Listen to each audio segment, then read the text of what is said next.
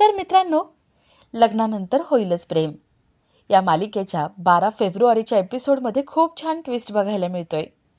आणि ट्विस्ट असा असणार आहे की नंदिनी जीवा बाहेर बसलेले असतात. नंदिनी जीवासाठी चहा घेऊन येते आणि तिने त्यावर सॉरी लिहिलेलं असतं. नंदिनी विचारते, छान आहे ना कप? जीवा म्हणतो, यात स्पेशल असं काय? नंदिनी म्हणते, आतून नाही हो जीवा, बाहेरून बघा, स्पेशल तुम्हाला दिसेलच. तर इथे काव्य पार्थचा हात झटकते आणि पार्थला विचारते, कोण आहात तुम्ही? हात का धरलाय माझा? पार्थच्या डोळ्यात पाणी येतं. पार्थ म्हणतो, ही फिसकारलेली मांजर एक वेळेस लग्नानंतरचं माझं प्रेम विसरली तरी चालेल, पण मी कोण आहे हे बोलू नका. अहो, तुम्ही माझं प्रेम विसरलात तर कसा बसा जगेन मी, पण तुम्ही जर मला विसरलात ना तर मी मरून जाईल. काव्या, असं नका ना करू. पार्थ काव्याकडे प्रेमाने बघत राहतो आणि तिला विनवणा करत असतो. त्याला वाटतं की काव्य मस्करी करते. आता काव्याची खरंच मेमरी लॉस झाली आहे का? आणि जर तसं झालं असेल तर जीवा, पार्थ, नंदिनी यांचं आयुष्य तर पूर्णपणे उद्ध्वस्त होईल. या सगळ्यांचं आयुष्य मार्गी लावण्यासाठी आता पार्थ पुढे काय करतोय ते बघण्यासारखं असेल. तर या सगळ्याची सुरुवात कशी होते ते थोडक्यात पाहू. तर मालिकेत आपल्याला असं बघायला मिळतंय की पार्थ देवाकडे प्रार्थना करत असतो आणि रम्या तिथे येते. रम्या पार्थच्या खांद्यावर हात ठेवून त्याला धीर देण्याचा प्रयत्न करते आणि तेवढ्यात तिथे जीवा येतो. जीवा सांगतो की सिस्टरने बोलवले. जीवा, पार्थ सिस्टरकडे धावत जातात. सिस्टर पार्थच्या हातात काव्याच्या खिशातल्या सगळ्या वस्तू देते. मोबाईल, हॉल तिकीट, काव्यार्थ नावाचं मंगळसूत्र हे सगळं पार्थच्या हातात देते. पार्थ ते सगळं बघतो. पार्थ म्हणतो, काव्यार्थ हे मी तोडून टाकलं होतं, पण आता नाही, मला जोडायचे. काव्य आणि पार्थ आता एकत्र होणार. रम्याला हे बघवलं जात नाही. रम्या हॉल तिकीट बघते आणि म्हणते, हॉल तिकीट काव्याचं? हे हॉल तिकीट बघितलं की खूप वाईट वाटतं. एवढी परीक्षेची तयारी केली होती, आता हे वर्ष वाया जाणार. बिचारी काव्या. तर इथे वसू पटकन बोलून जाते की 16 डिसेंबरनंतर मी काही केलेलं नाही आहे. मानिनी विचारते, ताई, म्हणजे 16 डिसेंबरला तुम्ही काही केलं होतं का? खरं खरं बोला. वसू म्हणते, अगं नाही काही केलं. एकतर काव्यासाठी जीव तुटतोय माझा. रम्याचा फोन पण नाही आलाय. मी बघते रम्याला फोन करून. रम्याला विचारते, काय झाले? काव्य शुद्धीवर आली आहे का? ऑपरेशन झाले का विचारते. वसू तिथून पळून जाते. शारदा, मानिनी एकमेकींना धीर देत बसतात. तर इथे पार्थ ते हॉल तिकीट बघतो. पार्थ म्हणतो, नाही, काव्याचं एकही वर्ष मी वाया जाऊ देणार नाही. काव्या शुद्धीवर येणार आणि मी त्यांना सेंटरला घेऊन जाणार. तेवढं तिथे सिस्टर येतात. सिस्टर पार्थला औषध आणायला सांगतात. जीवा म्हणतो, दादा तू थांब, मी औषध घेऊन येतो.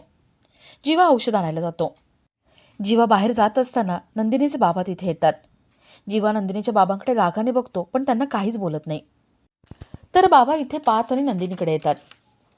काव्याला किती लागले, काय लागले आणि कसं लागले हे रम्या बाबांना एकाचं दोन करून सांगते. बाबा खूप चिडतात. बाबा पार्थला म्हणतात, देशमुखांच्या मुलांनी ठरवलंय का माझ्या 2 मुलींचा जीव घेतल्याशिवाय शांत बसायचं नाही? का रे पार्थ, काय म्हणत होतास तू? काव्यावर खूप प्रेम आहे ना? अरे हिची ही अवस्था तुझ्यामुळे झाली आहे. माझी काव्या मरणाच्या दारात येईपर्यंत तू कसं काय गप्प बसलास? तू काय करत होतास रे?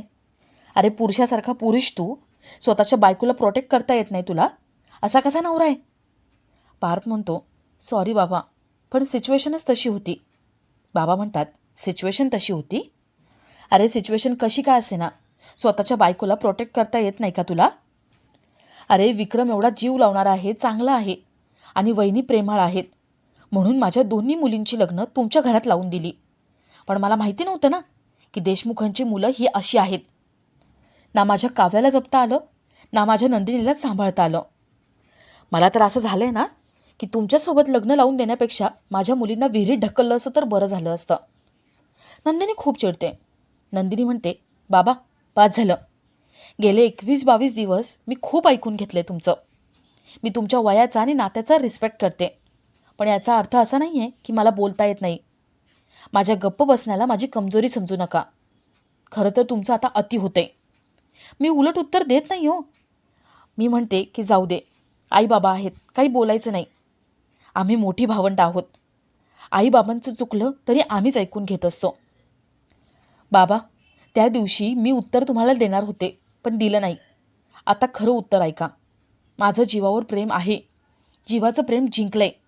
तुमचा आडमुठेपणा हरलाय. आता नको तो दुरावा. मला जीवासोबत राहायचे. मला जीवाचं अप्रूप वाटतं. आमच्या दोघांचं एकमेकांवर खूप प्रेम आहे. आणि मला आहे ना, ज्या दिवशी जीवा रिक्षा घेऊन आले त्याच दिवशी वाटलं होतं की त्याच रिक्षात बसून निघून जावं. पण मी त्यावेळेस चुकले. माझा हट्ट मी पुढे केला. शहाणपणा बाजूला ठेवून दिला होता. पण आता मला कळतंय, प्रेम आमचं मोठं आहे आणि प्रेमापेक्षा काहीही मोठं नसतं. शहाणपण तर नाहीच नाही. बाबा, यापुढे जीवाला काहीही बोलायचं नाही. यापुढे देशमुखांच्या मुलांना बोलण्याआधी त्यांच्या सुनांशी बोलावं लागेल. नंदिनीचं बोलणं ऐकून रम्याचं तोंड पडतं. पार्थला असं वाटतं की जीवा आत्ता इथे असायला हवा होता. म्हणजे नंदिनीचं बोलणं सगळं ऐकलं असतं आणि त्यालाही आनंद झाला असता. तेवढ्यात तिथे डॉक्टर येतात. पार्थ विचारतो, काव्या कशा आहेत? डॉक्टर म्हणतात, ऑपरेशन झालंय, तिला बाहेर आणलंय. पण 24 तासात त्यांना शुद्ध यायला हवी, नाहीतर काही खरं नाही. पार्थ काव्याला भेटायला जात असतो आणि तेवढ्यात रम्या म्हणते, देवा, काव्या व्यवस्थित शुद्धीवर येऊ देत. पार्थला बघितल्या बघितल्या तू कोण आहेस असं बोलायला नको. नंदिनी ओरडते. नंदिनी म्हणते, रम्या काय बोलतेस तू? रम्या म्हणते, सॉरी नंदिनी. अगं पण मी आत्ता इथे येत होते ना, तेव्हा नेटवर सर्च केलं. अगं त्यात असंच लिहिलं आहे, डोक्याला मार लागला ना की स्मृती जाते. आता काव्याचं तसं व्हायला नको. नंदिनी पार्थला म्हणते, पार्थ असं काही होणार नाही, तुम्ही जा. पार्थ काव्याला भेटायला जातो. तर इथे बाबा नंदिनीच्या बोलण्याचा विचार करत असतात. बाबांना आपली चूक कळलेली असते. नंदिनी बाबांकडे येते आणि मगाशी जे काही बोलली आहे त्याबद्दल बाबांची माफी मागते. नंदिनी म्हणते, बाबा भूक लागली असेल ना, चला मी तुमच्यासाठी काहीतरी घेऊन येते. बाबा म्हणतात, 1 वाजलाय गं, कॅन्टीन पण बंद झालं असेल. तेवढ्या तिथे जीवा येतो. जीवा म्हणतो, मी सगळ्यांसाठी खायला आणले, बाबा घ्या तुम्ही. बाबा ते सँडविच घेतात आणि जीवाशी व्यवस्थित बोलतात, चांगलं बोलतात. जीवाला कळतं की आता सगळं चांगलं झालंय. तर इथे पार्थ काव्याकडे येतो. तो काव्याला आवाज देतो. काव्याला म्हणतो, काव्या उठा ना, माझी फिसकारलेली मांजर. अहो तुमचा बोका आलाय, तुमचा ओजी बोका. आता तुम्हाला सोडून कुठेच जाणार नाही. पार्थने काव्याचा हात धरलेला असतो. काव्या डोळे उघडते आणि पार्थ खूप खुश होतो. पार्थ मोठमोठ्याने सगळ्यांना आवाज देतो, डॉक्टरांना आवाज देतो. काव्या आपला हात काढून घेते आणि मोठ्याने ओरडते. काव्या म्हणते, कोण आहात तुम्ही आणि माझा हात का धरलाय? सोडा माझा हात. पार्थला हे ऐकून एकदम धक्का बसतो आणि आपला आजचा हा भाग इथेच संपतो.